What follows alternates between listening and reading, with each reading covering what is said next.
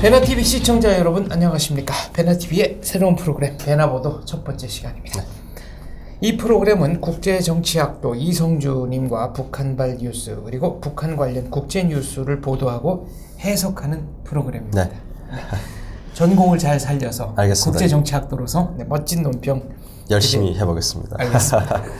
자, 첫 번째 보도입니다. 최근에 국내 언론에서 논란이 됐던 임지연 사건 베나TV가 입체적으로 정리를 한번 해보겠습니다.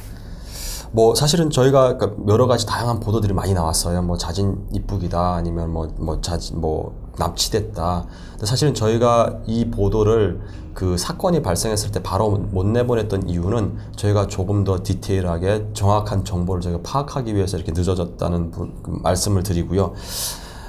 이런 이야기가 있는 것 같아요. 그러니까 저희가 지금 뭐 중국에 있는 이제 정보원들 통해서 이렇게 알아본 바로는 임지연 씨가 북한을 나와서 3년 정도 이제 중국에 살면서 그 한 남성을 만나요. 근데 이 남성이 지금 여러 가지 뭐 추측성이 있는데 어떤 분들은 중국 사람이다 하는데 또 어떤 분들은 북한 사람이다 이렇게 이야기하는 분들도 있어요. 아직 정확한 이 사람의 그 아이덴티티는 저희가 지금 못 찾았고요.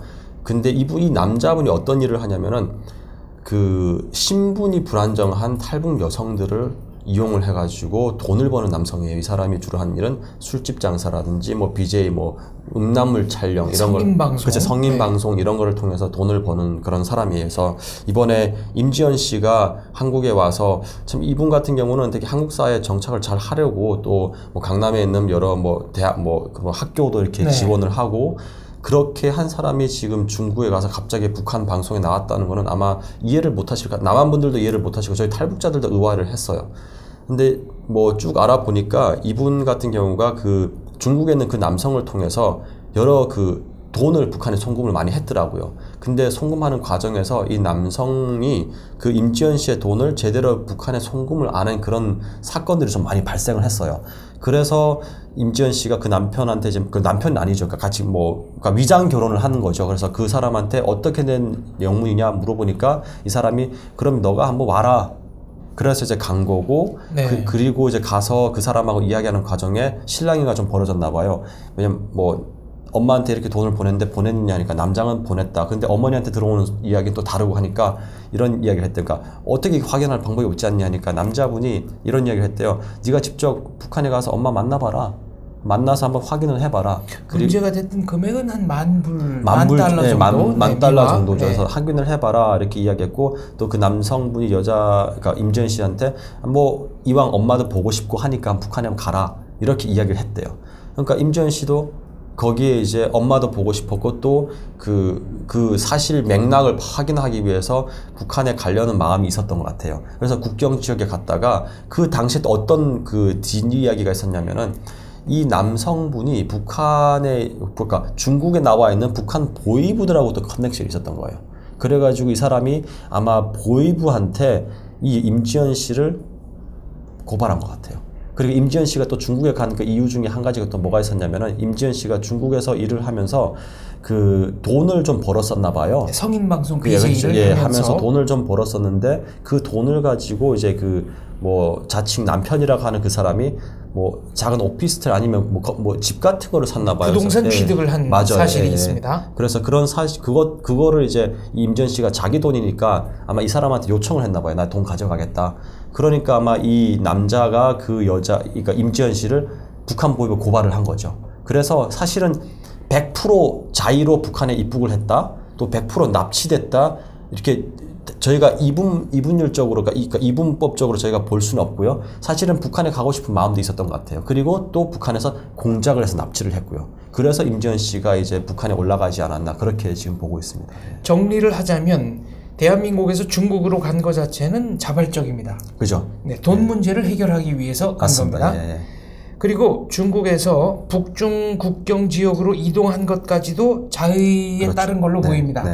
다만 거기서 북한으로 간 것은 자의 반 타의 반. 맞습니다. 이렇게 정리를 할 수 있겠네요. 이성주 님도 얘기를 했습니다마는 베나TV가 이 사건을 왜 늦게 보도하는가. 저희 프로그램을 북한에 들여보내는 조력자들로부터 정보를 취득하고 크로스 체킹을 한 뒤에 보도를 하려고 했기 때문에 다소 늦어졌습니다. 결국 문제의 핵심 인물은 언론의 중국인 남편이라고 나오는 이 문제의 남성이로군요. 그렇죠. 그 사람 중심으로 지금 다양한 그 문제들이 얽히고 있고요. 그리고 이 사람이 지금 임지연 씨만 그렇게 한 것이 아니라 지금도 탈북 여성들을 몇 명 지금 데리고 있는 걸로 지금 파악이 됐습니다. 제2, 제3의 임지연이 얼마든지 나올 수 있다는 얘기입니다. 맞습니다. 예. 네. 현지에서는 이 중국인 남편의 국적이 중국이 아니라 사실상 북한 사람이다라는 정보도 나돌고 있습니다. 그리고 한 걸음 더 나아가 이 중국인의 국적 자체를 북한 보위부가 구매해 준 것 아니냐 이런 정보까지도 그런 나돌고 정보까지 있습니다. 있습니다. 맞습니다. 네. 따라서 대한민국 관계 당국에서는 이 중국인 남편, 소위 중국인 남편이라고 하는 사람의 정체가 뭔지를 좀 더 정밀하고 정확하게 파악을 하실 필요가 있을 것으로 저희는 보고 있습니다. 그 점 관계 당국에 다시 한번 부탁드립니다. 네네. 만약 이자가 북한 보위부가 국적까지 세탁을 해준 인물이라고 한다면 이 얘기는 북한 보위부가 북한 탈북 여성들을 이용해서 성인 방송을 직접 운영하고 여기서 막대한 수익을 챙긴다는 얘기도 되는 겁니다. 그렇게 볼 수가 있는 거죠. 그래서 뭐 활동가들을 통해서 이야기를 들었는데 정확한 정보는 아니고요. 어떤 이야기를 하냐면 이 사람이 그 중국에 있었고 그리고 북한 보위부가 중국 호구를 사줬고 그 호구를 가지고 중국에 거주를 하면서 그런 뭐 성인 음란물 방송을 제작을 해서 그리고 거기에서 나오는 수익금을 북한 보위부에 상납을 하는 걸로 그렇게 지금 이야기를 하고 있더라고요. 네. 그래서 이런 뭐 정보까지 지금 돌고 있는 그런 실정입니다. 알겠습니다. 이 사건과 더불어서 또 하나 파헤쳐봐야 할 강모 씨 사건이 있습니다. 조선일보를 비롯한 언론에서 이미 보도가 됐는데요. 사건 개요를 먼저 말씀드리겠습니다. 강모 씨는 1976년생으로 함경북도 온성군 협동농장의 작업반장이었습니다. 1993년생인 내연녀와 2015년 3월에 탈북을 했습니다. 강모 씨 남성의 나이 39세, 김모 씨 여성의 나이 22세 때입니다. 두만강을 건넜고요. 한 달 정도 지난 4월에 두 사람이 한국에 입국을 했습니다. 언론 보도에 따르면 강모 씨는 정착 후 1년이 지나 재입국을 준비했고 이 과정에서 온성군 국가안전보위성 지도원과 접촉을 했다고 합니다. 온성군 국가안전보위성에서는 강 씨에게 여권, 대한민국 여권과 주민등록증 그리고 탈북자의 전화번호를 가지고 오면 재입국할 때 환영을 받을 수 있다. 이런 정보와 지령을 내렸고요. 2016년 9월 하순에 이 강모 씨는 김모 씨, 내연녀와 함께 중국을 거쳐서 재입국을 합니다. 함경북도 청진 보위부에서 조사를 받는 과정에서 탈북자들의 전화번호 그리고 탈북자들의 신변보호 경찰들의 전화번호가 담긴 휴대전화 2대, 국정원 합동신문 내용, 하나원 교육 등에 대한 증언을 한 것으로 보입니다. 강 씨는 재입국 과정에서 다른 탈북자들을 회유했는데요. 주변의 탈북자들이 거부해서 내연녀와 둘이서만 입국을 했다는 거고요. 2016년 11월, 작년 11월에 노동당 통일선전부 매체인 우리민족끼리에 출연해서 1년 6개월간 남조선에서 지옥 같은 생활을 했다고 증언했습니다. 강 씨는 2017년 5월에 재탈북을 했습니다. 이때는 본처인 유모 씨, 1973년생 여성입니다. 둘이 탈북을 했습니다. 그런데 6월 24일 강 씨는 인천공항 입국장에서 우리 당국에 의해 국가보안법 위반 혐의로 체포돼서 현재 수원지검에서 수사 중입니다. 북한은 2012년 이후에 재입국한 탈북자 10여 명을 우리 민족끼리를 통해서 공개를 했습니다. 네, 강모 씨 사건입니다. 네, 맞습니다. 사실은 저희가 이런 사건들이 참 불행하게도 자꾸 일어난 이유가 좀 북한의 의도를 좀 파악해 볼 필요가 있는 것 같아요. 얼마 전에 북한에서 그 임지연 씨 그 비디오를 그 인터뷰 영상을 한국어뿐만 아니라 영어하고 일본어로 네. 이제 다시 업로드를 했더라고요. 자막을. 맞습니다. 네. 예. 근데 우리가 지금 뭐 좀 더 깊게 봐야 되는 것은 이번에 저희 언론들이 보면은 그 임지연 씨의 이제 확인 안 된 정보들을 가지고 엄청나게 이제 언론에서 이야기를 했잖아요. 근데 이게 사회적 이슈가 돼 버렸어요. 그러다 보니까 아마 북한이 이렇게 판단을 한 것 같아요.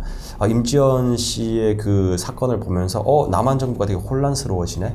첫 번째 그걸 본 것 같고, 두 번째는 그러면은 우리가 이러한 영상들을 영어나 그리고 또 일본어를 통해 가지고 우리가 북한의 인권을 탄압하는 국가가 아니라는 것을 보여줄 필요가 있겠다. 그러니까 선전을 해야겠다라는 그런 생각을 한 것 같아요. 그래서 이번에 영어판을 올린 것은 미국이 북한 인권법을 이제 통과를 시켰잖아요. 그리고 일본이 또 북한 인권법을 통과를 시켰고요. 그리고 미국이나 일본 같은 경우는 북한의 인권이 계속 개선되기를 계속 북한을 압박하고 있고요. 그렇게 했을 때 어쩌면은 북한이 이러한 영상들을 이제 계속 만들어냄으로써 자신들의 그 인권 탄압 상황을 좀 알리바이식으로 자신들의 인권 탄압 상황을 좀 더 뭐랄까 우리는 이런 인권 상황이 없다. 오히려 북한 사람들이 남한에 가서 남한에서 살기 어려워서 정말 살기 힘들어서 북한에 왔고 북한이 이런 사람들 다 환영한다, 받아준다. 그렇기 때문에 미국이 말하는 북한 인권, 일본이 말하는 북한 인권 다 허구다라는 그러한 국제사회 분위기를 지금 만들려고 시도를 하는 것 같아요. 예. 우리 민족끼리가 처음부터 영어 1호 자막본을 내보낸 것이 아니고 어느 정도 일정 시간이 지난 후에 내보냈다는 것은 뭐랄까요? 한국 언론의 보도와 한국 사회의 반응에 따른 대응이다. 이렇게 봐도 되겠습니다. 예, 그렇게 볼 수가 있다고 생각합니다. 왜냐하면 너무 혼란스러웠잖아요. 혼란스럽고, 그리고 또 이렇게 그 반응을 하는 게 지금 탈북민들 같은 경우는 한국에만 있는 것이 아니라 또 미국에도 살고 있고 네. 또 일본에도 또 몇 분 살고 있는 걸 알고 있는데 이러한 방송을 보냄으로써 그러니까 북한의 의도가 이건 것 같아요. 임전 이런 분들의 영상을 보내면서 한국 사회의 두 가지 측면을 노렸던 것 같아요. 첫 번째는 남한 분들의 탈북민에 대한 인식을 아주 나쁘게 만듦으로써 탈북민들이 한국 사회에 정착하는 것을 반대하기 위한 것. 네. 그러다 보니까 북한에서 이제 탈북민이 한국에 가도 정착을 잘 못한다라는 그런 분위기를 만들기 위해서 이런 영상을 계속 올리지 않나 저는 그렇게 생각하고 앞으로도 계속 올릴 거라고 저는 봅니다. 예. 왜 북한이 임지연과 강모를 계속 만들어낼까에 대한 답이로군요. 맞습니다. 그리고 또 한 가지는 이제 북한을 나오는 사람들을 막기 위한 또 북한의 또 방편이 아닌가 그렇게 생각합니다. 예. 탈북 자체를 막는. 예, 맞습니다. 네. 예. 그런데 우리 민족끼리는 북한의 일반인들은 못 보는 그렇죠. 방송이죠. 예. 사실은 기반이니까. 그러니까 사실은 이게 그러니까 우리 민족끼리 그 방송은 양날의 칼인 것 같아요. 예를 들어서 이런 것 같아요. 그러니까 만약 임지연 그 여성의 그 영상을 북한 조선중앙 방송에 이제 내보내면은 두 가지 반응이 일어날 것 같아요. 첫 번째는 정말 그러니까 남한에 대해서 잘 모르는 사람들 같은 경우는 정말 남한이 이렇구나라는 걸 생각하고, 사실은 지금은 시장을 통해서 북한에 많은 사람들이 남한의 실정을 알고 있는 상황이거든요. 그렇게 했을 때 내가 들은 남한은 이거 아닌데 그럼 정부가 거짓말하고 있구나 이렇게까지 사람들이 생각할 수가 있거든요. 그렇기 때문에 이 영상을 지금 중앙방송에 내보내지 않고 우리 민족끼리만 내보낸 것은 네, 왜 중앙방송에 나오지 않고 우리 민족끼리에만 나왔나? 그쵸. 그거 같은 경우는 저는 이렇게 봅니다. 예를 들어서 뭐랄까 그러니까 아무리 이제 예를 들어서 지금 그러니까 제가 생각하는 거는 우리 민족끼리 나간 것은 일종의 첫 번째는 이 여성이 우리 민족끼리에 나와서 이야기하는 그 내용들이 북한 사회에 이제 퍼져나가는 것이 오히려 훨씬 더 위험 요소가 많다라고 아마 생각을 한 것 같아요. 북한 당국이. 그리고 또 두 번째는 이 여성을 우리 민족끼리가 아니라 일반 방송에 내보내면은 이 여성의 신변을 보장을 해야 되거든요. 북한이 예를 들어서 이 여성이 다시 와서 우리가 북한이 말하는 당의 배려로 잘 살고 있다는 거를 끝까지 보여줘야 되거든요. 근데 그거에 대한 또 북한의 뭐랄까요, 그 책임이라 그럴까요? 그런 것은 또 지기 싫어하는 거죠. 그래서 제가 봤을 때는 이런 것 같아요. 참 임지연 여성한테는 참 뭐랄까 가슴 아픈 그런 이야기지만 만약 북한에서 이제 임지연 씨를 활용을 하고 활용 가치가 떨어졌다 이렇게 판단을 하면은요, 임지연 씨의 재탈북을 막기 위해서 아마 어디에 감금하지 않을까, 그리고 오랫동안 수용을 시키지 않을까. 네. 저는 그렇게 봅니다. 예. 북한에서는 이용 가치가 끝난 인물을 가차없이 용도 폐기. 그렇죠. 토사구팽이라고 보시면 되죠. 네. 문제는 제2, 제3의 임지연이 나올 가능성이 굉장히 많고 중국에서 말하자면 잡혀있는 여성들이 그렇게 그렇죠. 많으니까요. 예. 또 나아가 북한에서도 제2, 제3의 임지연, 강모 이런 사람들을 계속 만들어낼 가능성이 높다는 겁니다. 뭐 충분히 만들어낼 가능성이 높은 거죠. 왜냐면 첫 번째 북한의 전략은 남한의 혼란이거든요. 남남 갈등을 비롯한. 그리고 북한에서 가장 좋은 전략은 이건 것 같아요. 남한에 살고 계시는 남한 주민들이 탈북자 오는 걸 반대하면은 그럼 탈북자들은 갈 곳이 없거든요. 그런 분위기를 만드는 거죠. 네. 사실은 이번에 그 임지연 여성이 간첩이다 아니다라는 것 때문에 사회가 되게 떠들썩했잖아요. 그렇습니다. 그런 걸 보면서 북한이 좀 재미를 본 것 같아요. 그래서 저희가 이제 앞으로 제2의 제3의 임지연 사건들이 저희가 만들어질 때 언론이 좀 지혜롭게 대처를 하고 한 개인의 문제에 초점을 맞추기보다는 북한의 의도가 뭔지를 먼저 파악하고 그리고 개인을 봤으면 좋겠습니다. 네. 조금 더 의연하게 맞습니다. 우리 사회가 예. 대처한다면 네. 북한의 이런 공작에 놀아날 일이 없을 것이다. 맞습니다. 이런 예, 얘기로. 맞습니다. 예. 네. 뭐 저는 궁금한 게 있어요. 박사님께서는 저는 탈북민이니까 이번 사건 보면서 참 마음이 아팠고 되게 아쉬운 부분도 많았었는데 박사님께서는 이제 이 사건을 보시면서 뭐 어떠셨어요? 심경이? 대한민국의 일반 국민들은 네네. 우리가 집도 주고 교육도 해주고 이게 다 비용인데 네네. 그리고 대한민국이 처음부터 이렇게 잘 살게 된 것이 아니고 뭐 70년대 뭐 80년대 70년대만 해도 북한과 뭐 비슷하거나 뭐 조금 더 잘 살거나 못 살거나 이랬거든요. 그렇죠. 그러니까 우리도 나름대로 피나는 노력을 해서 여기까지 온 건데 탈북민들이 받는 것을 너무 당연하게 생각하는 거 아니냐. 또 임지연 씨는 방송 출연도 굉장히 많이 했잖아요. 그러니까 나름대로 정착을 잘하는 모델 케이스라고 생각했는데 그 배신감을 느끼는 거죠. 배신감. 네, 북한에 가서 대한민국을 비난하고 그리고 일반인들은 뭐 돈 관계가 이렇게 얽혀 있었다, 어머니와의 관계가 뭐 이렇다, 그렇죠. 꼭 한번 보고 싶었다 이렇게 자세하게 뭐 생각하거나 따지거나 고려하거나 하지 않습니다.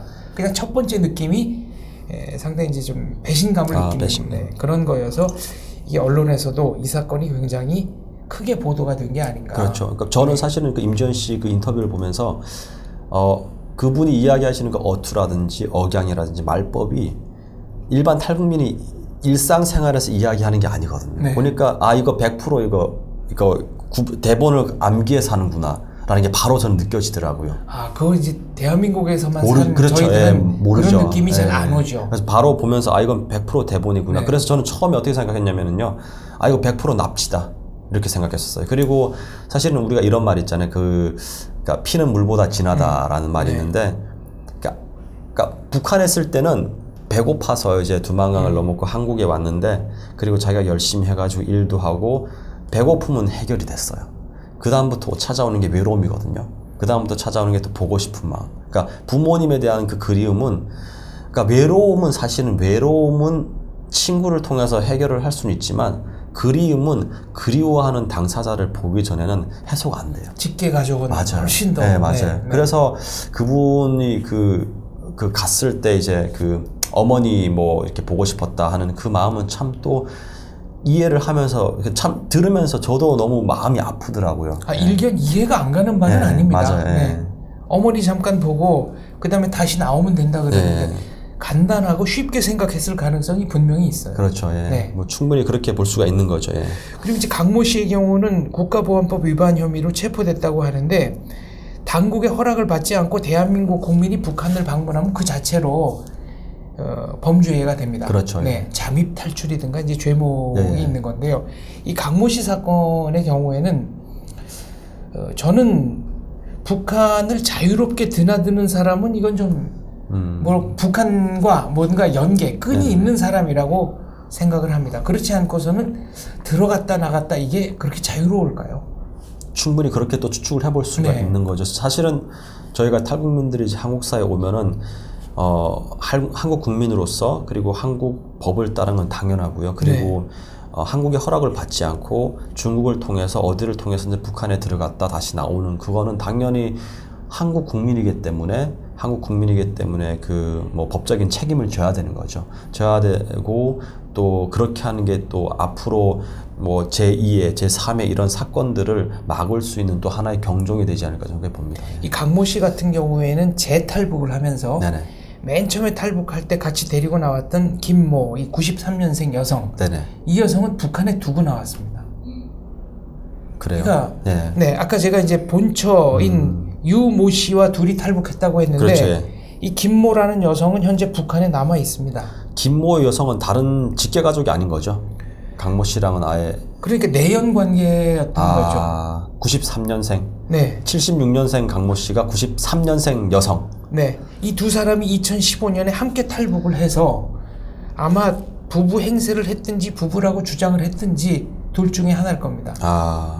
알겠습니다. 네. 그러면 이게 뭐 아직 이게 그런 정보가 지금 돌아다니는 거지. 아직 정확하게 팩트가 결정된 건 아니죠. 그렇죠. 팩트가 결정된 거는 아까 이제 제가 사건 개요라고 그쵸, 쭉 사건, 예, 그렇죠. 예.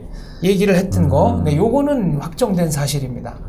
나머지는 좀 추측이죠. 그렇죠. 네. 그러면 이분 같은 경우는 지금 그러면 이 새로 같이 나오신 그 처라고 네. 본처 그분은 지금 국정원에 지금 계시는 건가요? 이분은 국정원에 있는 걸로 알고 있습니다. 그런데 뭐 이 경우는 그 강모 씨가 수감 중이니까 그렇죠. 예. 함께 지금 수사 중이니까 수원지검에서 뭔가 같이 좀 조사를 받을 필요도 있지 않을까요? 그렇죠. 왜냐하면 또 서로 이제 말도 맞춰봐야 되고 어떤 네. 어떤 경위를 통해서 북한에 들어갔는지 또 어떤 경위에 또 다시 탈북을 하게 됐는지 그런 문제들은 뭐 수사 과정에서 충분히 밝혀지겠죠. 또. 예. 네, 그런 면에서 최근에 그 탈북자들의 위신, 체면, 또 평판을 깎아먹는 네네. 사건들이 많이 일어나죠. 최근에는 또 그 전라도 나주에서 네네네. 전자발찌인가요? 네네네. 네. 사실은 그런 사건들 볼 때마다 좀 언론의 저는 이렇게 생각해요. 그러니까 언론의 그 워딩을 선택하는 게 참 중요하다고 생각해요. 예를 들어서 뭐 나주에 뭐 그 사람 같은 경우는 나주에 김 씨라 그럼 나주에 김모 씨가 네. 팔찌를 끊고 이렇게 달아났다. 뭐 그래서 이렇게 이야기하면 되는데 언론들 같은 경우는 나주에 탈북민 김 씨가 했다 이러면은 또 사회적으로 탈북민에 대한 그 이미지가 엄청나게 안 좋게 이제 만들어지는 거죠. 그리고 나서 또 그렇게 안 좋게 만들어진 그 이미지를 보고 남한 분들이 탈북민을 만났다 그러면은 마치 그 사람이 이 사람인 양 또 취급을 하는 거죠. 네. 그러니까 그런 것들이 우리 사회에서 탈북민의 한 그 사건을 보고 탈북민 전체가 마치 그런 것처럼 이해를 하는 거는 좀 잘못된 그런 논리적인 오류다. 그렇죠. 네. 논리적인 오류고 일반화에 오른 거죠. 네. 저희가 이 중국인 남편 임지연 씨의 중국인 남편 북한인인지 중국인인지 불분명하다 그런 네네. 말씀을 드렸는데요. 저희 베나TV의 조력자들의 정보에 의하면 이런 식의 활동을 하는 인물이 중국 내에 많이 있다는 겁니다. 그러니까 임지연 남편처럼 탈북 여성들을 모아서 성인 방송을 운영한다든가 뭐 술집 아니면은 좀 더 더한 뭐 일들을 한다든가. 사실은 이런 문제는 예전부터 있었어요. 예전부터 특히 뭐 연길이라든지 이런 데 조폭들이 있는데 조폭들이 일반 여성들보다는 탈북 여성들이 훨씬 관리하기가 쉽거든요. 그렇죠. 신분이 불안정하니까 도망갈 수도 없고. 그러니까 일반 여성들 같은 경우는 그런 일을 하다가 자기가 마음에 안 들면은 나올 수가 있거든요. 근데 탈북민 같은 경우는 나오면은 이렇게 그런 일을 하고 있는 데서 나오면은 그때부터는 언제 잡힐지에 대한 그 두려움이 엄청나게 커지는 거죠. 그러다 보니까 그러한 신분을 이용을 해가지고 중국에 사는 그런 사람들이 활용을 하는 거죠. 돈벌이를 하는 거죠. 그래서 참 이런 소식을 들을 때마다 참 마음이 아프죠. 예. 제가 문제 제기를 하고 싶은 것은 네네. 북한 보위부가 직접 북한 여성들을 인신매매하고 있을 가능성, 지금 실시간에도 인신매매를 하고 있을 가능성이 되게 높다는 겁니다.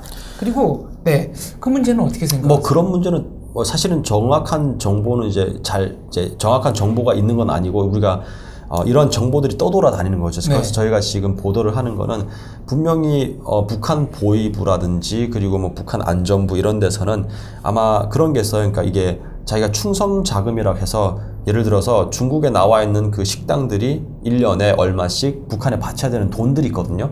그러면은 중국을 오가는 그런 보위부 같은 보위 지도원 같은 그런 사람들 같은 경우는 또 자기 상관에게 중국 한번 갔다 올 때마다 상납금을 또 줘야 다음번에 또 나갈 수가 있거든요. 그런 메커니즘이 있기 때문에 충분히 이제 그 탈북민 남성에게 뭐 중국 그 위조 공민증을 호구를 만들어서 그 사람한테 주고 이 사람이 중국인인 것처럼 이렇게 행세를 하면서 탈북민들을 모아서 뭐 VJ 방송이라든지 이런 거를 할 가능성은 충분히 있다고 저는 봅니다. 그러나 이게 사실인지는 좀 더 저희가 뭐 조사를 해봐야 되고 좀 더 저희가 이렇게 뭐 나오는 정보들을 파악을 해서 봐야 되지 않나 그렇게 봅니다. 예. 그런 집단의 존재가 여럿 있다는 것은 뭐 확인이 되고 있는데요. 보위부가 그런 집단들을 이용한다는 것은 그만큼 조급하다는 뜻일까요? 뭐 돈 문제라든가 기타 해결해야 될 급박한 현안들이 있다는 걸까요? 뭐 그렇겠죠. 왜냐하면 그런 거를 운영을 하면서 또 북한을 탈출하는 여성들을 또 관리도 할 수 있겠죠. 예를 들어서 그분들 같은 경우는 이제 북한을 나오면은 숨을 곳을 찾는데 아무래도 네. 말이 통하고 이렇게 하다 보면은 당연히 이런 보호부에서 만들어 놓은 뭐 거짓 그런 뭐 쉘터에 이제 들어가서 이런 영상을 만들고 뭐 그렇게 뭐 지내고 그럴 수가 있는 거죠. 네, 일각에서는 그런 조직들을 통한 위장 탈북, 그러니까 뭐랄까요? 한국에 오고 싶어서 오는 게 아니라 북한에 첩자 노릇을 하는 그런 위장 탈북의 가능성까지도 제기가 되고 있습니다. 뭐 충분히 그럴 가능성이 있고요. 그리고 이 문제는 저희가 탈북민들이 한국사에 오면은 또 우리 그 정부가 탈북민들을 다양한 각도에서 다양한 질문을 통해서 조사를 하는 방법이 좀 조사를 하는 그런 방법을 새롭게 좀 만들어야 하지 않나 그렇게 봅니다. 예. 네, 강모 씨 같은 경우에는 국정원 뭐 합동 신문 내용에 대한 자세한 정보를 북한에 넘겼다고 하니까요. 네, 이런 면에서 얼마든지 제2, 제3의 임지연, 제2, 제3의 강모 씨가 중국에서도 나올 수 있고 북한에서도 나올 수 있다. 따라서 우리는 좀 더 의연하게 대처할 필요가 있다. 이렇게 정리를 하겠습니다. 다음 뉴스로 넘어가겠습니다. 네네. 2017년 7월 현재 약 3만 2천 명의 탈북자들이 대한민국에 입국했습니다. 그런데 그중에 5천 명이 외국 생활을 하고 있고 현재 900여 명 정도가 소재 파악이 되지 않고 있다. 우리 정부가 확인한 공식 재입국자의 숫자는 19명입니다만 사실은 이거보다 조금 더 많지 않겠느냐고 관계 당국은 추정하고 있습니다. 거의 뭐 6, 7%가 한국이 아니라 제3국을 선택한 거네요. 그렇죠. 왜냐면 제가 이제 그 2014년도에 캐나다 그 하원 부의장실에서 그 보좌관을 하면서 잠시 캐나다에 있은 적이 있었는데 제가 토론토에 갔어요. 토론토에 가니까 어떤 교회가 있는데 거기에서 탈북민들을 한 10대분을 만났어요. 네. 만나서 제가 저도 탈북민입니다 하고 이야기하면서 여러 가지를 물어봤어요. 물어보니까 왜 다시 남한을 떠나셨습니까? 물어보니까 이런 말을 하더라고요. 두 가지를 이야기하는데 가족 아이가 있는 부모는 이런 말을 하더라고요. 한국에 가니까 아이가 가장 어려워하는 것이 영어였다. 네. 공부. 그리고 돈이 없으니까 학원 같은 데를 못 보내니까 아이는 계속 사회적으로 도태가 되더라. 그래서 이 아이에게 영어라 하나라도 이제 이 아이가 잘 공부할 수 있는 환경을 찾아서 캐나다로 왔다. 이런 식으로 이야기를 하시더라고요. 소위 말하는 잉글리시 디바이드를 말씀하시는 예, 거예요. 맞습니다. 그리고 두 번째 같은 경우는 그분은 식당에서 일하시는 분이었는데 네.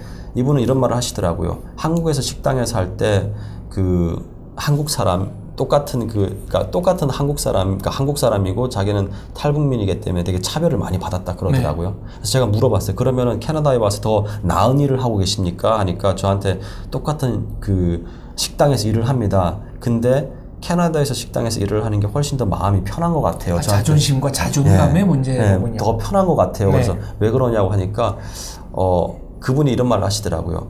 백인한테서 그 차별을 받는 거하고 그리고 남한분한테서 차별을 받는 그 차별감 느낌이 확실하게 다르다 그러더라고요. 심리적으로. 네. 그러니까 이분도 차이가 나랑 있다. 똑같은데 네. 왜 나를 차별을 할까?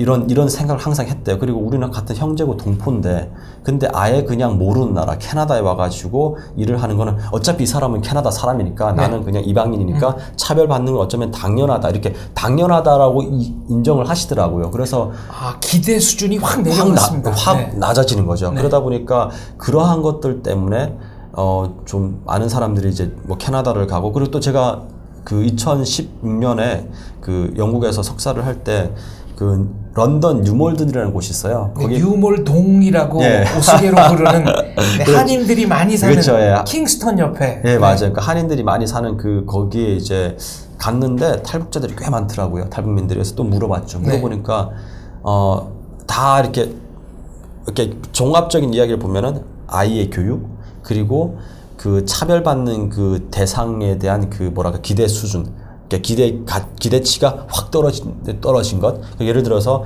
뭐 영국인한테서 이제 뭐 영국인이 뭐를 시키면은 뭐 편하게 그냥 이 사람은 영국 사람이고 나는 이방인이기 때문에 당연히 해야 되는 거. 네. 근데 한국 사람이 만약 한국에서 했을 때는 나도 한국 사람인데, 나도 한국 시민권을 갖고 있는 한국 사람인데 한국 사람이 차별을 하니까 더 이게 마음으로 불편하고 심리적으로 더 네. 불편한 거죠. 그렇기 부대끼는 거죠. 네, 그렇기 마음속에서. 때문에 아예 그냥 이런 걸 다 잊어버리고 훌훌 털어서 영국으로 왔다. 네. 그런 말을 하시더라고요. 예.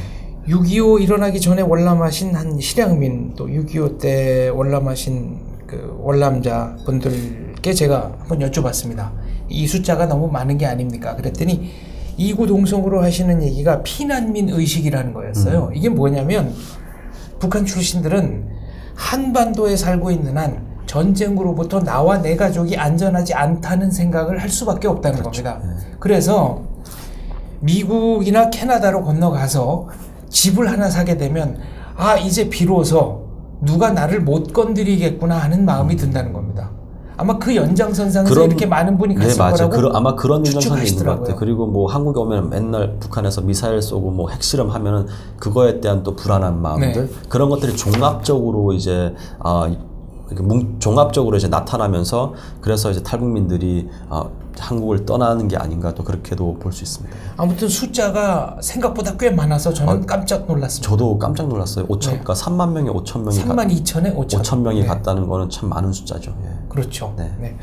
보기보다 굉장히 많은 숫자였습니다. 네. 다음 뉴스로 넘어가겠습니다.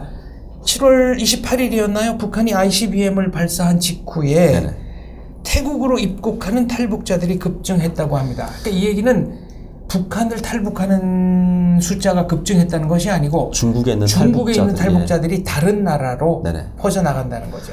그러니까 뭐 이거를 참 뭐 원인과 결과의 관계로 뭐 볼 수는 있겠지만 저는 조금 좀 더 다르게 보는 게 그 7월 20일 경에 그 북한에서 연길로 그 공연단이 와요. 네. 공연단이 오는데 그 중에 한 명이 이제 그 무리에서 이탈하면서 도망쳤어요.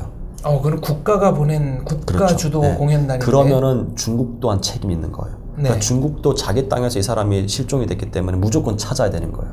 그러다 보니까 7월 22일부터 그 7월 말 그 사이에 네. 연길에 대대적인 검열이 생긴 거예요. 탈북민들을 찾기 위해, 그러니까 이 사람을 찾기 위해서 대대적으로 이제 그 탈북민들이 숨어 있는 그런 거처를 친 거죠.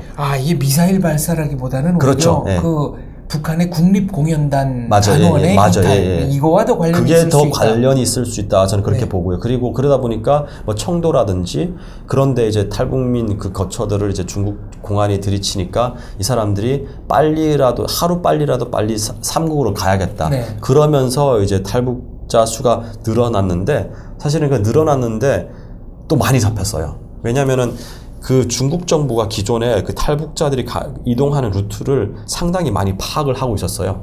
근데 그럼에도 불구하고 중국 정부가 좀 무시 정책을 썼었거든요. 네.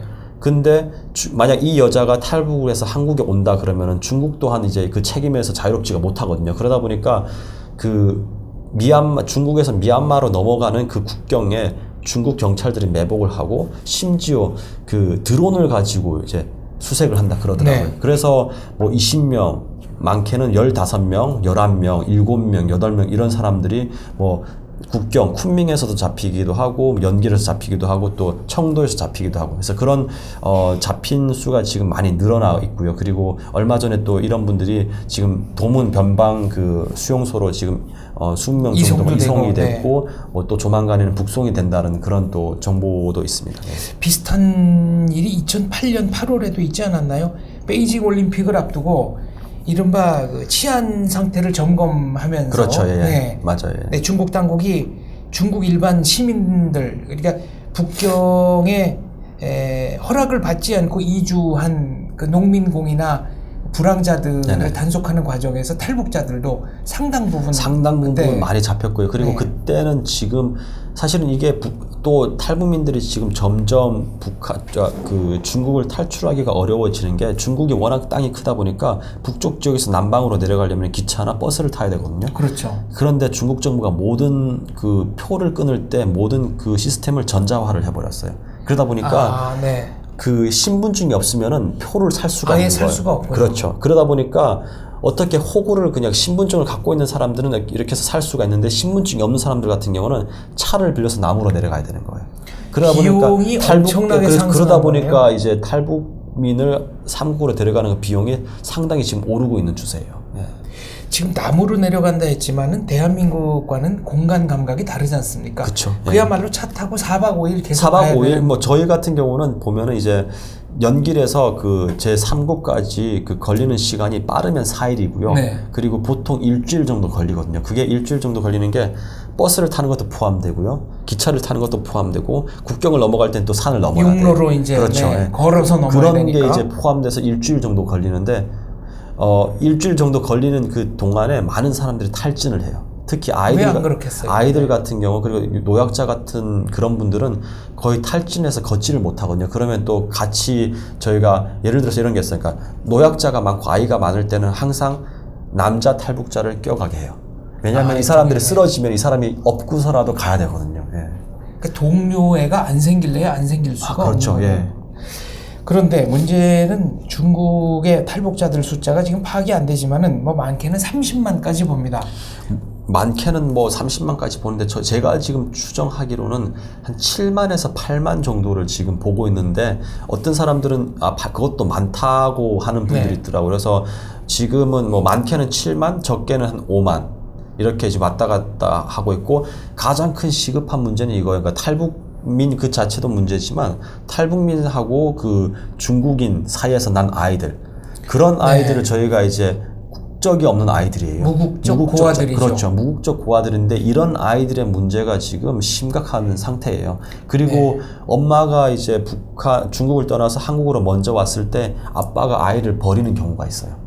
그렇게 했을 때 엄마가 한국에 와가지고 그 아이를 데려오고 싶어도 찾을 수가 아이의 없는 소재를 파악이 안 돼. 소재가 파악이 안 되는 거죠. 그 아예 등록조차 안 돼 있는 애들입니다. 그러니까 첫 번째 이런 그러니까 무국적자 아이들 같은 경우는 첫 번째 교육을 못 받을 수가 없고요. 네. 두 번째는 의료 혜택을 받을 수가 없어요. 그러니까 모든 국가가 제공하는 모든 복지나 사회적 그 혜택들을 받을 수가 없는 아이인 거죠. 그래서 이런 아이들 같은 경우는 어떤 또 문제가 있냐면은 어린 아이들이고 하다 보니까 장기 매매까지 또 이렇게 그 가는 그런 사례도 있고요. 그래서 참 지금 이런 문제가 좀 상당히 심각한데 사실은 이 문제를 저희가 이런 게 좀 필요할 것 같아요.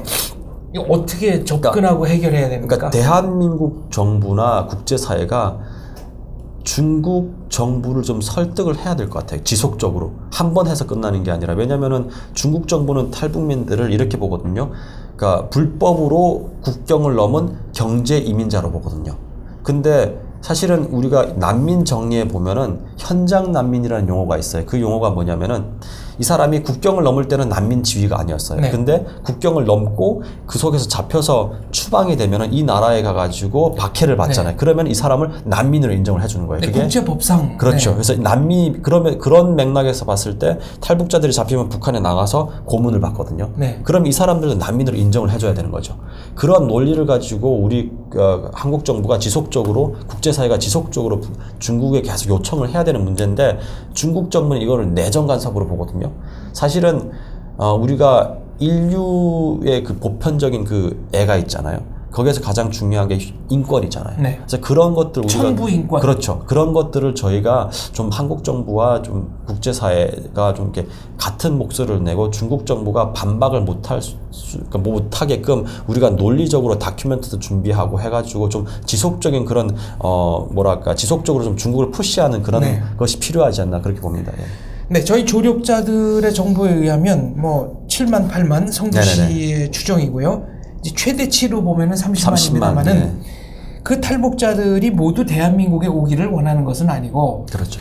중국에 계속 머물러 있고 그럼요. 싶은 사람, 돈을 벌어서 북한으로 다시 돌아가고 싶은 사람, 이런 사람들의 숫자가 사실은 훨씬 더 많다는 겁니다. 그러니까 사실은 중국하고 북한을 왔다 갔다 이렇게 하는 사람들 포함하면 30만이 될 수도 있습니다. 네. 그렇게 볼 수 있는데 정말 예를 들어서 이제 이런 사람들 같은 게 어떤 게 있냐면 그 탈북자 유형 중에도 중국에 왔다가 중국에서 그 신분증을 이제 사가지고 좋은 남편을 만나서 그 남편이 와이프에게 신분증을 만들어주면은 이 사람 같은 경우는 중국에서 살 수가 있어요. 아무런 문제 없이. 예. 근데 만약 뭐 팔려고 하고 이런 분들 같은 경우는 신분이 없잖아요. 그러다 그렇죠. 보니까 이런 분들 같은 경우는 한국에 오기를 원하는 사람들도 있고, 그리고 또 뭐 외국에 가고 싶어 하는 사람들이 있는데, 사실은 거의 뭐 90% 이상이 다 한국으로 오거든요. 그 이유는 뭐냐면은 미국도 이제 북한 난민을 받아요. 그래 뭐 캐나다도 받고, 뭐 그리고 영국도 이런 몇 개 유럽의 나라들이 받는데, 한국으로 오는 그러니까 태국 그 감옥에서 한국으로 오기 위해서는 여러 가지 절차가, 난민 신청을 하기 위한 절차가 있잖아요. 네. 절차가 한국으로 오는 게 가장 짧은 거예요. 그게 길면은 한 달, 짧으면은 2주. 근데 미국 같은 경우는 그 절차가 엄청 길어요. 몇 년이 걸릴 수 있습니다. 그러다 보니까 네. 탈북민들 중에 미국에 대해서 아는 사람들이 미국에 가고 싶어도 못 가는 이유가 그런 이유가 있습니다. 그래서 이게 조사받는 그 과정이 너무 길기 때문에 네. 그래서 아예 미국을 포기하고 많은 사람들이 한국으로 오는 거죠. 그러니까 이 탈북자들은 중국에서 살기를 원하는 경우가 많은데 견디다 못해서 이제 지금처럼 태국이라든가 제3국으로 국경을 넘어가는 거네요. 그렇죠. 예. 그러니까 뭐 중국에 와서 좋은 가정을 만나서 좋은 아이도 놓고 중국 남편하고 잘 살면은 굳이 한국으로 오겠다는 사람들이 많이 없거든요. 근데 어떤 문제가 있냐면은 이 남편이 이 여자를 사와가지고 애를 낳는데 막 또 술 먹고 때려요. 네. 막 구타하고. 그러다 보니까 그거를 못 이겨서 뛰쳐나온 여성분들이 많아요. 근데 그런 분들이 갈 데가 없으니까 또 이렇게 뭐 예를 들어서 여성들을 이런 뭐 성업소라든지 이런 데 쓰는 네. 그런 사람들한테 만약 잡힌다 그러면 그런 데서 일을 하게 되는 거예요. 그러면 그런 사람들이 그런 데서 일을 하다가 애는 애대로 다른 데 팔려가고, 특히 여자애들 같은 경우는 그런 사람들 저희가 이제 많이 보고 또 구출을 하는 거죠. 예. 저희 조력자들의 정보에 의하면 A지역으로 팔려갔던 여성이 아이를 낳고 살다가 이제 몇 년 지나면은 성적 대상물로서의 흥미랄까 이런 것들을 이제 잃어버리는 겁니다. 중국 남성들이. 그래서 여성을 산간오지로 되팔고 자기가 샀던 가격의 반값이나 뭐 이렇게 되팔고 그렇죠. 아이는 버린다는 거죠.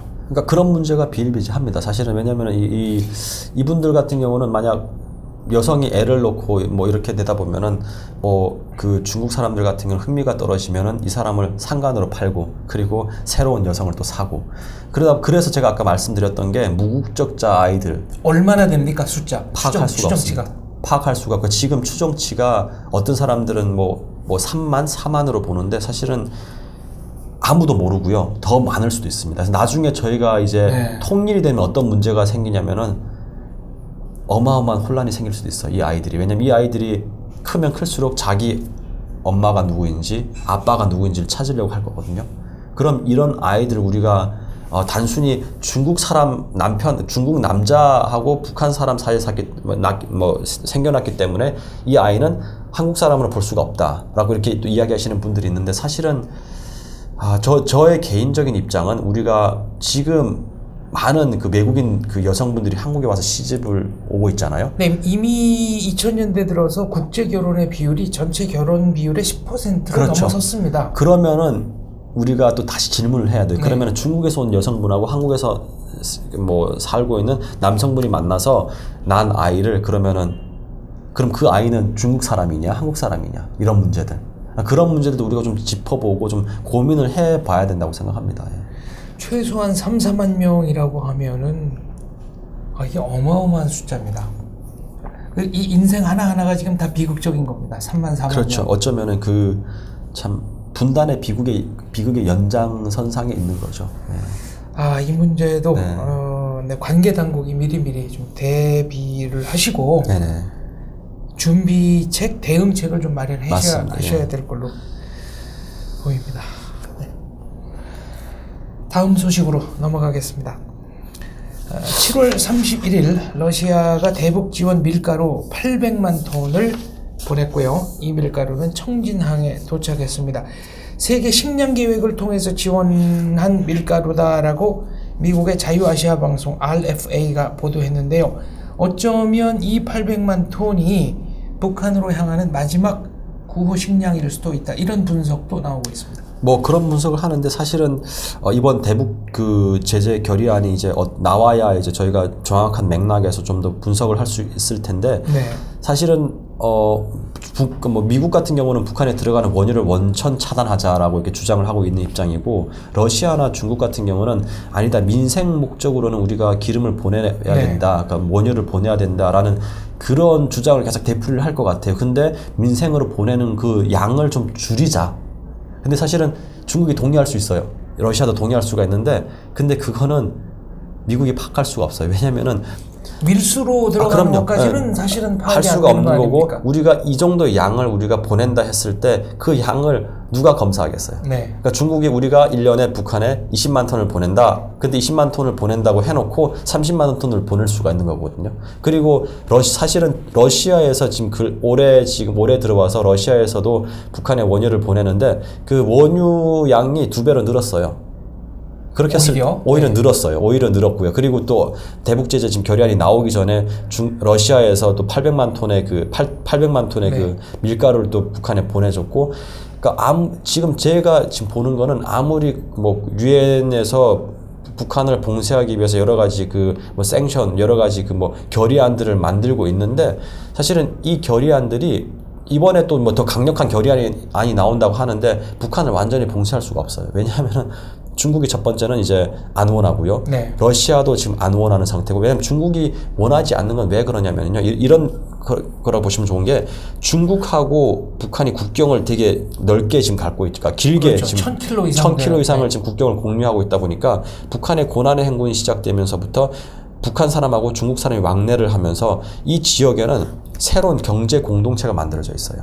국경을 그렇죠. 마주하고. 네, 그렇죠. 그러다 보니까 중국 사람, 국경 지역에 사는 중국 사람들은 북한이 하나의 시장인 거예요. 뭐 쉬운 예로 그 사람들 같은 경우는 한국의 그 인기 있는 드라마를 다운을 받아서 무료로 CD를 구워가지고 북한에 파는 거예요. 알판이라 그러죠. 그런 게 중국에 돌아다니는 CD 거예요. 알판. 그렇죠. 네. 근데 만약 예를 들어서 그리고 이런 사람들이 또 하는 얘기 뭐냐면은 국가가 기름을 그러니까 보내는 것도 있지만 밀수로 기름이 들어갔다 나갔다 하는 게 있거든요. 그러면은 중국 사람들은 북한 때문에 그 국경 지역 사람들은 경제 상권을 활동을 하는 거고 북한 사람들은 이 사람들을 통해서 생존을 보장을 받는 거예요. 그렇게 했을 때 만약 중국이 정말 그 마음 먹고 북한에 들어가는 모든 물자를 끊는다 했을 때 어떤 문제가 생기냐면은 북한은 당연히 힘들겠죠. 중국 또한 힘들어지는 게 그 국경 지역에서 그 물자를 통해 가지고 경제 활동을 했던 사람들이 일자리를 잃게 되는 거예요. 이 사람들이 이동을 하는 게 중국의 큰 도시들인 거죠. 상해라든지 베이징이라든지 가는 거죠. 거기로 사람들이 쓸려 갈 거예요. 그러면은 첫 번째 어떤 문제가 생기냐면 주거 문제, 두 번째 일자리 문제, 세 번째 사회적 문제. 네. 이런 문제들이 복합적으로 일어나는 거예요. 그렇게 했을 때 이것 또한 중국이 원하지 않는 거거든요. 사실은 중국이 북한을 뭐 미국은 항상 이야기하는 게 중국이 마음만 먹으면 북한을 굶겨 죽일 수 있다 하는데 중국은요 북한을 굶겨 죽일 수가 없어요. 왜냐하면 자기 국민들 또한 북한에 붙어서 경제 활동을 하기 때문에. 그리고 그 인원이 경제 활동을 못하게 되면 중국 정부로서도 감당을 할 수 그렇죠. 없다 이런 문제네요. 맞습니다. 예. 그렇다면 문제는 미국이 겨누는 표적이 북한이 아니라 북한을 넘어서 중국이라고 하면 어떻게 됩니까? 만약 중국이라고 하면은 만약 중국을 겨냥을 했다 그랬을 때 사실은 미국도 상당히 잃는 게 많다고 저는 보거든요. 왜냐하면은 미국 제품이 중국에 들어가고 중국 제품이 또 미국에 들어가거든요. 만약 예를 들어서 중국이 가장 잘하는 것 민족주의잖아요. 예를 들어서 미국이 중국을 향해서 생션을 가하고 예를 들어 여러 가지 세컨더리 보이콧이라든지 이런 걸 통해서 중국에 피해를 준다 그러면은 중국 사람들이 아마 이렇게 들고 일어날걸요. 우리 애플 핸드폰 안 사겠다. 네. 중국식 대응이죠. 그렇죠. 네. 중국식 대응. 지금 저희가 사드 배치한다고 지금 뭐 중국 관광객들 안 오고 있잖아요. 그런 문제 했을 때 사실은 트럼프 대통령이 이제 취임을 할 때 어떤 이야기를 했냐면은 아메리카 퍼스트라는 그거를 가지고 취임이 됐고 내 취임 동안에는 미국의 경제를 살리겠다. 라는 게 가장 중요한 공약이었는데 만약 그렇게 됐을 때 중국이 애플을 안 사잖아요. 그러면 애플이 큰 시장을 잃는 거예요. 그렇게 했을 때 애플이 국가에 내는 세금 그런 문제들. 만약 애플이 그 실적이 떨어진다 그러면은 당연히 실업자가 더 늘어나겠죠. 이런 문제들이 복합적으로 있기 때문에 저는 사실은 지금 미국 정부나 중국 정부나 강경하게 이야기는 하고 있지만 서로의 패를 지금 알아가려고 검증하는 단계라고 저는 봅니다. 저는 미국과 중국의 국력차가 한 10배쯤 난다고 맞아요. 보니까 네네. 치킨 게임으로 들어간다 그러면 중국한테 일방적으로 불리한 게임이 될 거로 저는 봅니다만 네네. 그러나 어쨌거나 양쪽 다 어느 정도 피해를 입는 건 불가피하겠죠. 그렇죠. 예. 그리고 국경을 봉쇄한다고 했을 경우에 북중 국경을 말하는 겁니다.